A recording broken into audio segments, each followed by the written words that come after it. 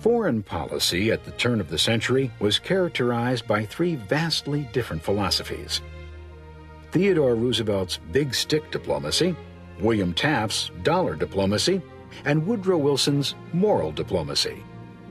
Theodore Roosevelt abided by the African proverb, "Speak softly and carry a big stick." He applied this big stick theory to American foreign policy, believing the U.S. should take a strong role in Asia. In 1905, Roosevelt intervened to end the war between Russia and Japan over Korea and Manchuria. When Japan was angered by racist sentiment in the U.S., Roosevelt arranged a gentleman's agreement.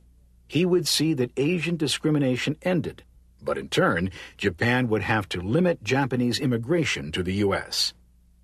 In a show of growing U.S. naval might, Roosevelt launched 16 warships on a world tour. Painted brilliant white, the flotilla was known as the Great White Fleet. The tour was a triumph.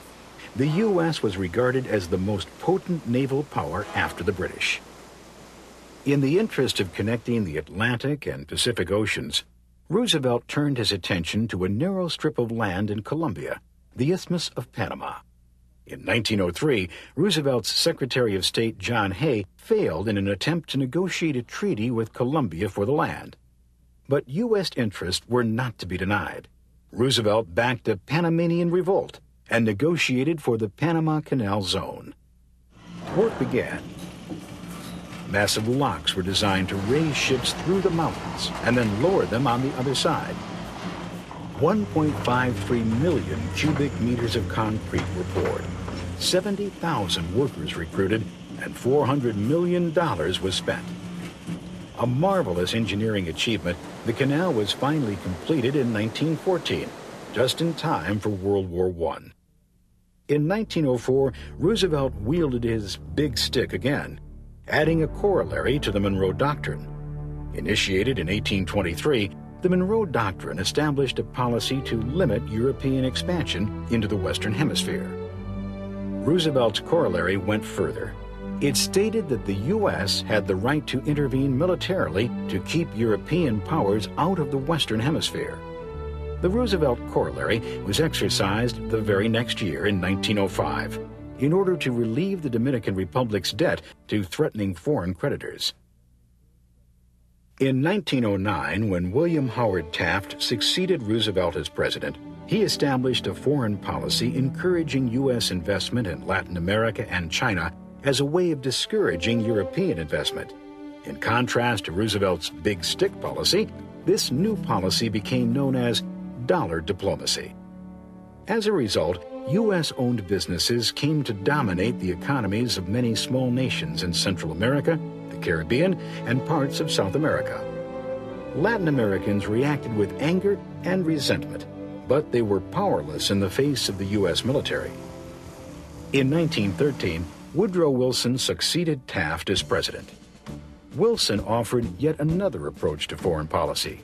He rejected big stick and dollar diplomacy in favor of a moral diplomacy, applying a moral standard and not recognizing any government that is undemocratic or hostile to U.S. interests. To protect U.S. business interests, Wilson rallied troops to stabilize Haiti, the Dominican Republic, and Cuba, effectively turning them into U.S. protectorates. Wilson encountered failure in his dealings with Mexico. In the late 19th century, corruption in Mexico was prevalent, escalating with the assassination of Mexico's president, Francisco Madero, in 1913, and the assumption of power by Victoriano Huerta. Not wanting to support a government by murder, Wilson refused to dignify Huerta's government. I am going to teach the South American republics to elect good men. President Wilson mobilized U.S. Marines to capture the port of Veracruz in Mexico.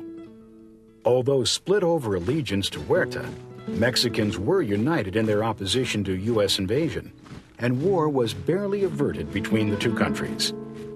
In 1916, when Mexican rebel Pancho Villa raided a U.S. border town and killed U.S. citizens, an expeditionary force of 11,000 men, under the leadership of General John J. Pershing, crossed into Mexico to hunt for Villa. After a year-long pursuit, Pershing's expedition was called off, but the affair increased anti-American sentiments. U.S. troops withdrew in 1917, and tensions eventually eased between Mexico and the U.S.